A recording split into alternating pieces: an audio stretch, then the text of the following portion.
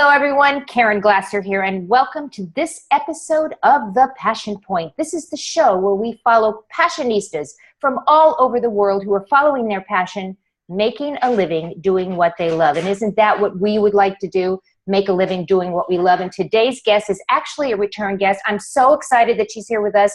We met many, many years ago. Her name is Kim Castle. She is a Webby Award-winning star. I mean, this woman is on all sorts of media. For 30 years, she's been showing audiences the way to get more from their lives. She's the star of a comedy series called In the Mind of a Woman. I've seen it. It's hysterical. It's kind of like in your face, and it's all the things that we've been thinking about, and she just puts it out there. And the upcoming reality series, Aging Ungracefully. In fact, she is living Lifelicious, and I know that has become part of your whole message out there, is that to live Lifelicious. But before we push it over to you, I just want to just shout out to you, because she's been featured on CNN Headline News, Fox Business News, Yahoo Small Business Inc. She's the author of 5 books, 2 magazine columns, and hundreds of articles, and she's been nominated for the Los Angeles Business Journal Women Making a Difference Award, and volunteers as well. And I'm exhausted. Truly, I'm exhausted, and I know that that's actually part of your story. I know that's part of your story. So, Kim, welcome back. How are you today? Caren, I am also exhausted. I was exhausted from all that, but I'm also overjoyed to be here with you again and everyone listening. Well, I adore you. You know I adore you. And truly, I wasn't kidding. I'm exhausted because you really have been a woman on the run. You have done so many different things. You have tried so many different things, and you are in a unique position to know what works and what doesn't work, because you've tried it, as a matter of fact. So today, as I always do, I'm going to start the show with a definition of passion. And in this case, as I always do, I talk about Webster's dictionary definition. And Webster says, intense driving or overmastering skill or conviction. That's what Webster's dictionary says passion is. What do you say? What does Kim say? Well, I'd start off by saying that definition also it exhausts me. Because there is a point of passion where it consumes you. You need more. There's this elevation of something towards something. Mm-hmm. I have since realized, as you said, I've learned what works and what doesn't. I've lived my entire life passionate, overly passionate, like a triple type A passionate. And, going, people would remark, there she goes, how passionate. Like I had an undying passion for being alive, for people, for stuff. Oh my God, I'm passionate. Didn't matter. Right. I would have that. And I would say that is part of the definition, but I would say that it's changed for me now that my well-being and my bliss is far more important, actually far more important than passion, that I'm able to now have passion under my wings. So for me, passion is feeling great in life towards something. I love that. That's beautiful. So, I want to just jump in. We have so much to talk about, and I don't want to run out of time. Let's kind of catch people up as to what you were doing up to a few years ago, and why you changed doing what you were doing, because I think that really is the journey. So, what were you doing before? I've had a few different careers. I was an actor, and I did commercials, and I did in training videos and things like that. I was a stand-up comedian. I was a TV talk show host doing celebrity interviews and press junkets. I was the straight person of a host duo. I was the white woman, and made the front of how white I was, the joke. Okay. And then I forayed my many years as an art director and a creative director in mainstream advertising, Madison Avenue, big advertising agencies working on huge accounts like Domino's Pizza and Wolfgang Pucks and things like that, Chase Manhattan Bank. And I forayed all of all of that experience into something that we called Brand You back in the early 2003. I was teaching people about the power of brand, basically wrestling Starbucks cups out of people's hands, saying, that's not a brand, you are. And really planted the seed for what people now are so into, like, I got to have a brand. Right. And I'm honored to say that I was, if not one of, if not the person that kind of brought it out of advertising behind the scenes into mainstream. Right. I remember Brand New. I do remember that. Yeah. And I wrote books, did seminars, spoke around the world. As you said, I won awards. I had magazine columns, and I wore myself out, quite literally. Yeah. I like to say that I borrowed fuel from my future. That, chemically, I just went. And when I crashed, I said, give me a moment. I'll be right back. And I pop up, keep going with paying no homage to what I was doing to my body, or paying no attention to the real quality of the experience of my life. I was driving towards a result, thinking that I was creating a life, but instead I was busting my booty. So I know that because of that, something happened, something quite dramatic, quite frankly. Yes. And what happened that just altered things? Well, I started noticing that I couldn't take sunlight. I couldn't be in sun. I couldn't be around anything that was loud noise. I couldn't walk into a room if a TV was on. I couldn't go to the movies. I started not wanting to be around people. I started to acknowledge that I was depressed. Deeply, deeply depressed. Only I didn't want to acknowledge it. I didn't want to tell anybody. It so wasn't me, Caren, because I was so passionate about life. Right. Like, what is this dichotomy that's going on inside of me? And one day I was going and literally was found in the car. Actually, I would have suicidal thoughts. Like, I just wanted to end everything. Not because I was tired of life. I didn't feel like I had the fuel that I could keep going. Right. And one day I was found passed out in the car with my keys and my cell phone in my hand, with my husband over my face, like with a scared look on his face. And tell you the truth, I have no idea how long I was there, how I got there. All I just remember was things started to get really dizzy far away and I couldn't move my body. I was taken down. Wow. And so I had to pay attention and learn what I was doing to cause that and change it. So what did you do? Well, so many things, but I developed I started working with a doctor to find out, sorry, my earbud keeps falling out of my ear. I sought help. Finally, once my hair started falling out, I had all the other symptoms, but it wasn't until my hair was falling out that I went, maybe I should do something. Maybe something's not right. Something's not good. And also I had gained 25 pounds, like overnight. It's like something wasn't right. And so I got help. I sought help, and he took one look at me and he goes, oh, I see this all the time, especially in professional women. And that statement hit me like a ton of bricks. Because I thought, here I am. I'm smart. I'm powerful. I'm passionate. I'm going for life. And I'm like taken out like that. I can't be the only person that's going through this. So I prayed. I made amends with my body and said sorry for taking you for granted for all these years. And I made a promise that if I found out what was really wrong, and if I was shown how to fix it, that I would dedicate the rest of my life to helping make sure that women don't have to go through what I went through. Wow. And so I I basically developed a practice of divine self-care. And I know that sounds all hokey and goddessy or whatever. No, I basically, in a nutshell, put my well-being as my number one priority, my number one job. And because of that, I call it becoming self-centered.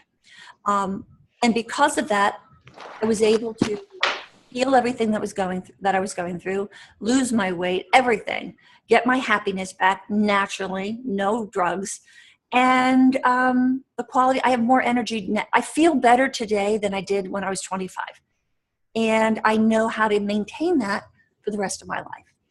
So you've sort of become a health advocate, yeah, in a way for successful women. Yes. Now, is this just a woman thing, or do men have adrenal shutdown too? Men have it too. I think our culture, is woven. It's wired that way. Mm-hmm. We all have it to some degree, but I think, I know women and athletes get hit most because athletes keep pushing past their boundaries, past their physical limits. Women do that as well, and we do it on multiple levels.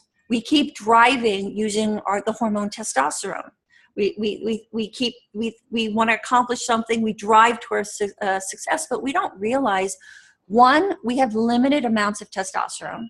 Right. And two, because of estrogen, which we have a lot more of, we don't single focus like men do. Men have a lot of testosterone, which affords them the ability to single focus. Right. We focus in the same way, only we do it on 100 different things at the same time because of estrogen. Right. And it's killing us. I resemble that comment. I don't know if it's killing me, but it slowly is. It is slow. I think it slowly is. And it is really a mindset and deciding that your body and your well-being are more important than anything else. So how can women learn from your experience?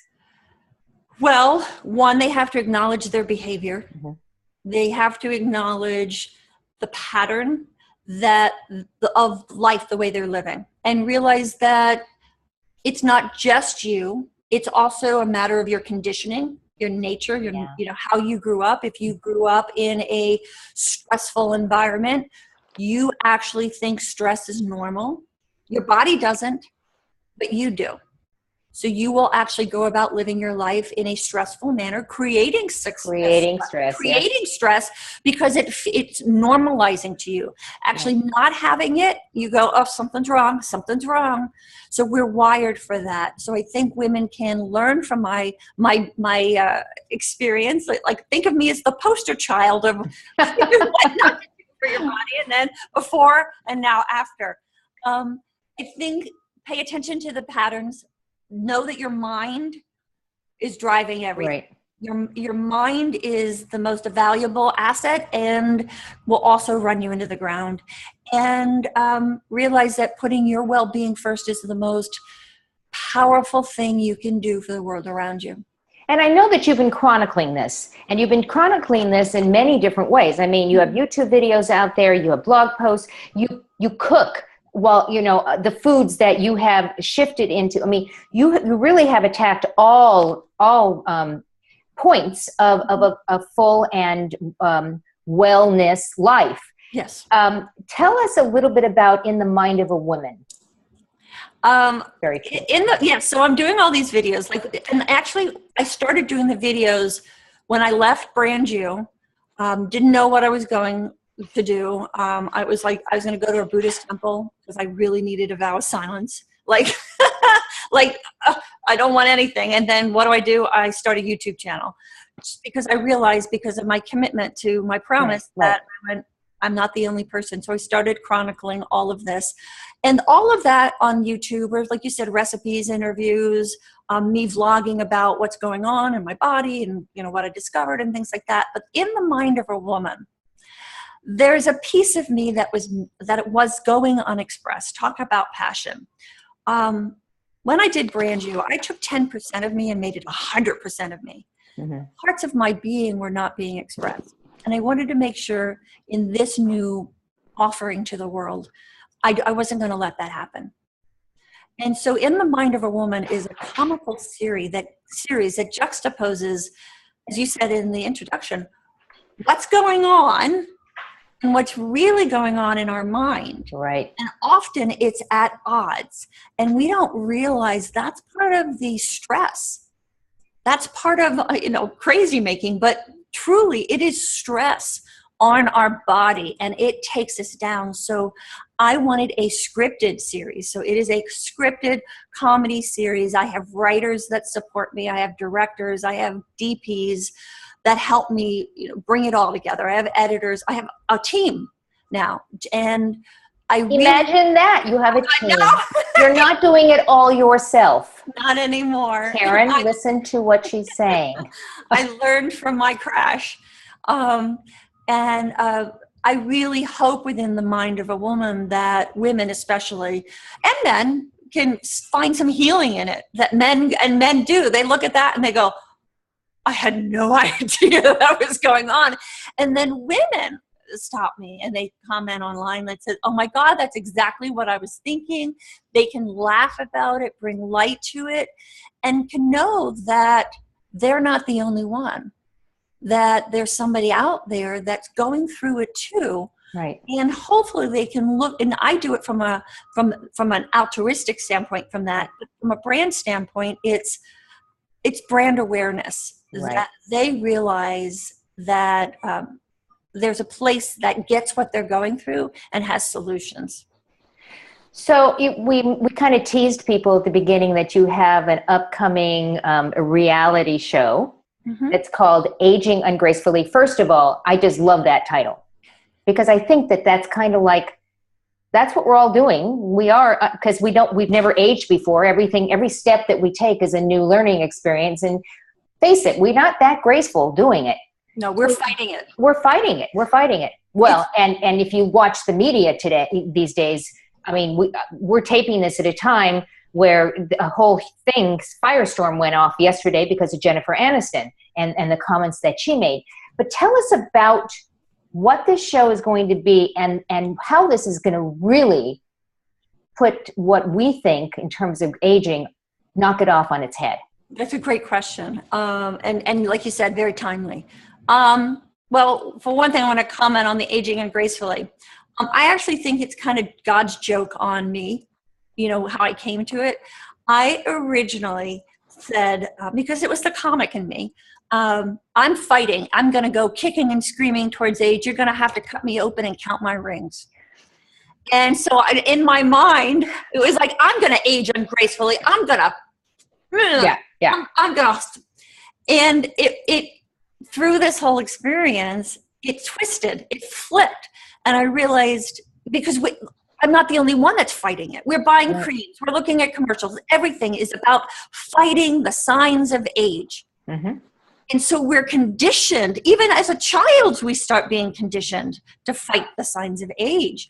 And really what we're doing to ourselves is because we're not aware, we're not paying attention to our body, we're not giving our body what it needs, we are, in fact, aging ungracefully. And so it's a series that chronicles me finding the doctor to get myself out of the hormonal hole that I was in, that I didn't know that I was in. Again, even though I couldn't take sunlight, I was depressed, I couldn't sleep, I was gaining weight, I was bloating, I had the depression.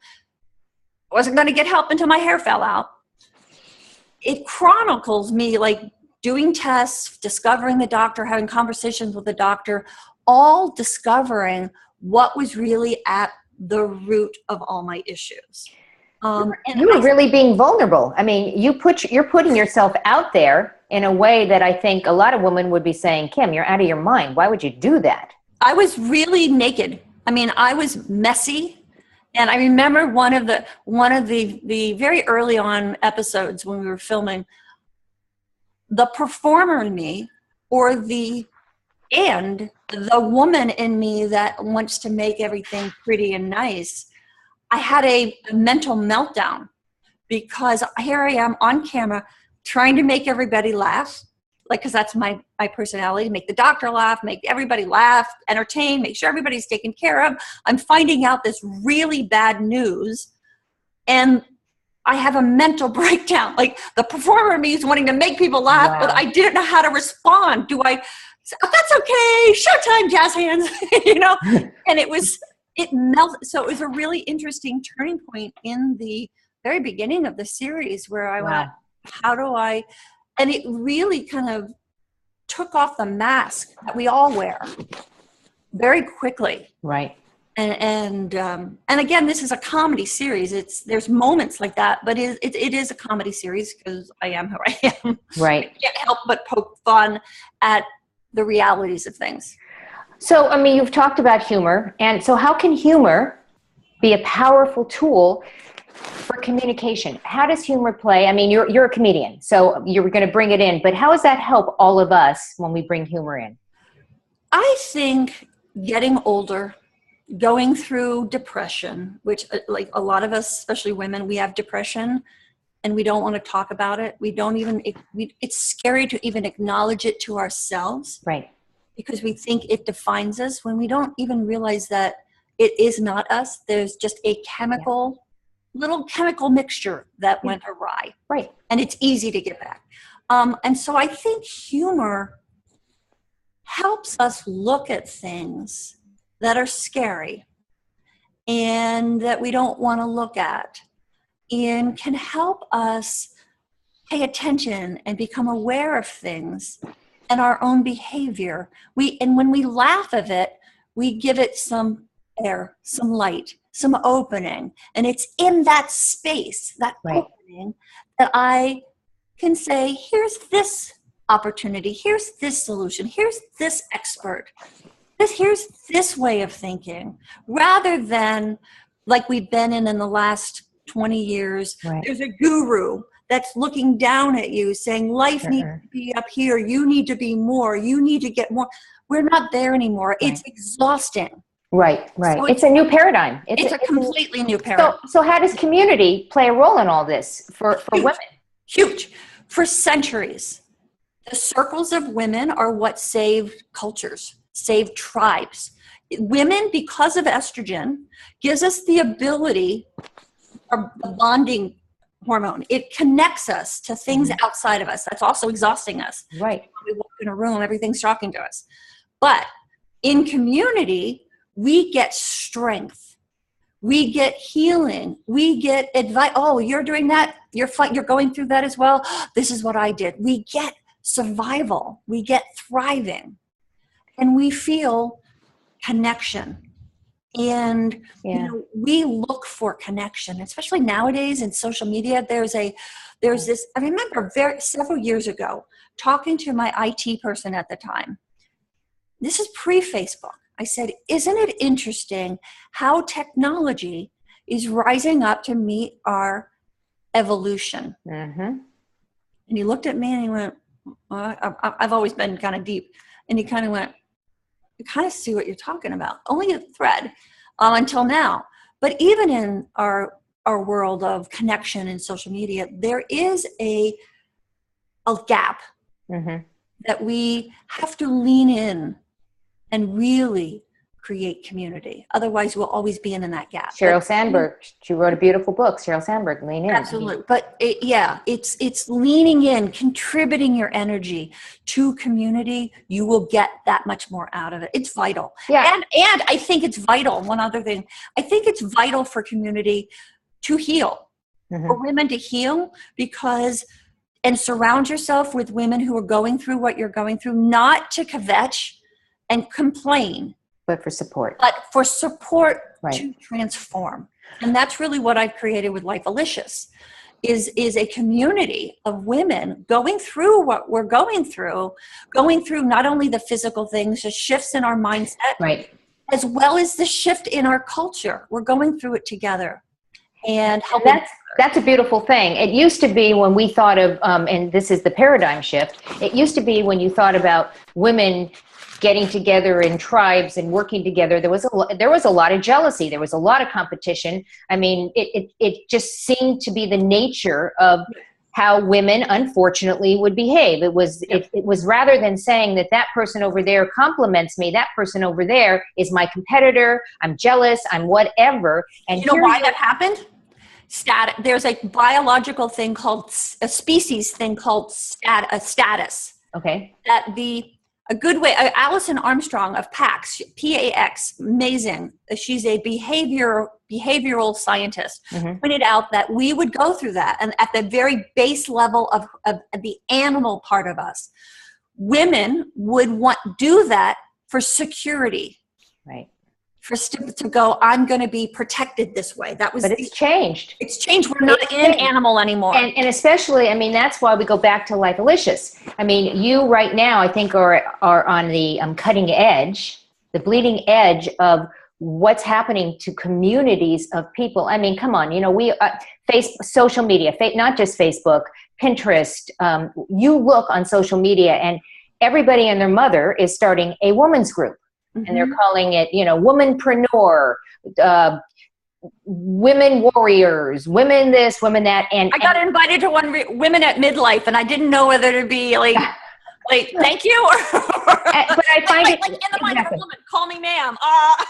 Yeah, and they all tend to be the same thing, and they all tend to be very exclusive rather than inclusive. So if you happen to be in that particular network, that's your little tribe over there. Instead of saying we live in a much, obviously this is a topic that I've thought about. Instead of we live in the blue ocean of abundance, and that's where Lifelicious comes in.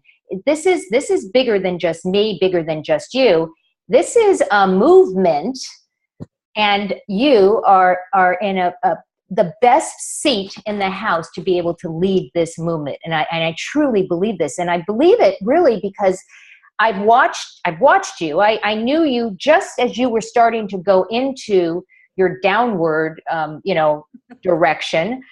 So around the same time that I was, except that I didn't do what you did, probably should have, but you have come out of this beautifully, and with your mission very clearly ingrained in your head.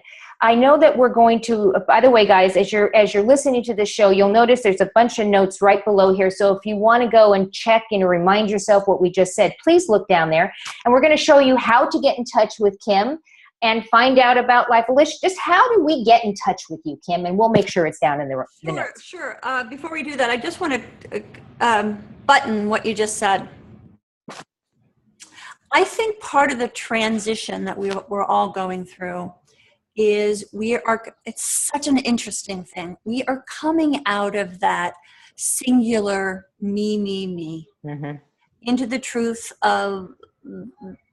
that we are connected, not just as a bumper sticker or as a cute little thing that happens to be on Facebook. Right. But we are really stepping into that empathetic layer that truly connects us all. And the interesting thing was, when I was going through this, I had to go, because for women, while we are moving away from the I, we tend to give ourselves away. Right. And we're exhausted and have nothing else to give. Right. I had to go through the filter of strengthening me. Right. In order to serve more and say yes to something much bigger than me. Right. And, some days it's scary. Sometimes it's like, I have no idea what I'm doing, but I know that I'm not driving with the same brain that caused the problem. I said, yes, something else is pulling me. How can people get in touch with me? I'm on Facebook. You can find me on Facebook, Kim Castle. It'll be down there. Yeah, all that down, Facebook, Instagram, and the series In the Mind of a Woman. I'm on YouTube, Kim Castle. I'm on Twitter, Instagram. You're all over. And aren't we all? I'm really proud of the new website, lifelicious.me, where I'm sharing wellness experts, or my take on wellness experts, and I've gone through it all. Supplements, recipes, how to get more out of the food that you eat. And the biggest thing that I'm most excited about, when we go through what we go through, and we start to not feel so good, and we start to get isolated, and we start to think it's just us. Yeah, it's not. I'm broken. Something's wrong. We isolate and we cut ourselves off of connection. Mm-hmm. The thing that I love the most about Lifelicious is I get to interview and highlight women, amazing women over 40, who have reached that point in their life where they felt like they were no longer living. Something happened and they made a change, and now living vibrantly as a result. I think for women, because of the circle, because of the tribe, when we resonate with another woman that has made a change, we see what she has gone through, we believe we can too. We see the potential. We see where we can be as well. We can do it. I know if I can feel better today than I did at 25, so can you. Anyone watching you and watching the show right now, they can see the passion. They can see how excited you are in this new chapter, in this new part of your journey. It's just part of the journey. Who knows where you're going to be 5 years from now, even a year from now? I mean, we don't know. And I think that's part of what we all come to terms with. We really don't know what's going to happen tomorrow. We don't. And so if you're going to live how would I say that? Lifeliciously? Lifeliciously. I think that is definitely a wonderful first huge step to finding your passion and to finding your happiness in life. Any last words you'd like to share with the viewers before we say goodbye? Sure. I would like to say that you don't find passion. Okay. You allow it. It's a good distinction. Because when we find things, we are in search of success. Anytime we're going for something outside of us, which is what we've been shown to do, it exhausts us. Right. And it puts us out of flow. Right. When we realize it's already in us and we allow it. In fact, that's one of our biggest powers as women, is this creation and allowing, being an open state of receptivity. We allow it through us. Right, right. And it doesn't exhaust us. It actually fuels us. It's sustainable. Rejuvenates us, yeah. Yeah, it's there.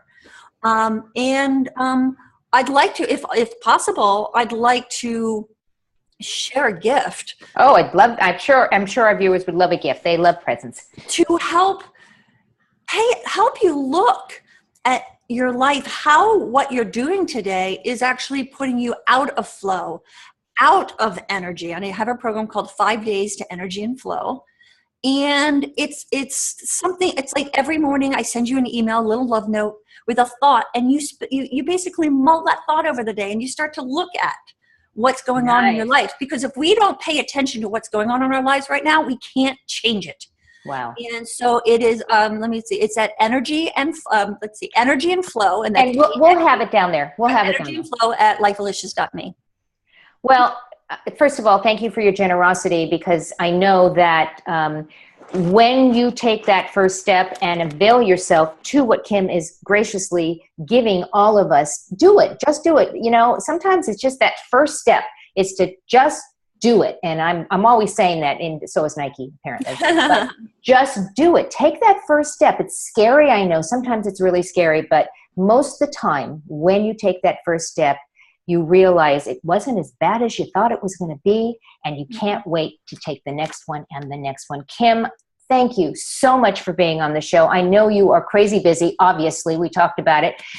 But I want to thank you for taking time out of your busy day to join me on The Passion Point. And we want to thank our viewers, because we know that you have so many things to do as well. You might, in fact, be doing too much and getting ready to, go into adrenal shutdown, but we know that you have a choice. And all kidding aside, we want to thank you for choosing to be with us today. I am so grateful. We are so grateful. And we look forward to seeing you next week on the next episode of The Passion Point. Goodbye, everyone.